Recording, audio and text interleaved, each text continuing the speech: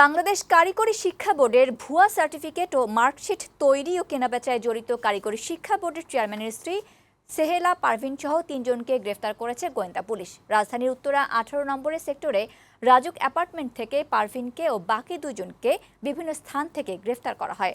রোববার DMP media সেন্টারে সংবাদ সম্মেলনে ডিবি প্রধান হারুনুর রশিদ জানান, চেয়ারম্যানের স্ত্রী স্বীকার করেছেন তিনি আগে গ্রেফতার হওয়া সিস্টেম অ্যানালিস্টের কাছ থেকে মোটা অঙ্কের টাকা নিয়েছেন। স্ত্রী জড়িত থাকায় স্বামী বোর্ড চেয়ারম্যানকেও জিজ্ঞাসাবাদের জন্য ডিবিতে টাকা হবে।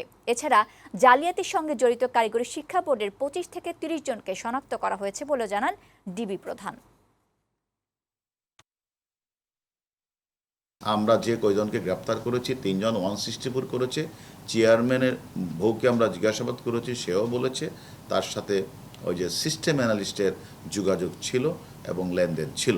পাশাপাশি বাংলাদেশের আরও ৩০-৩৫ জন কর্মকর্তা রয়েছে যারা সরাসরি এইগুলি ক্রয় এবং বিক্রয়ের সাথে জড়িত।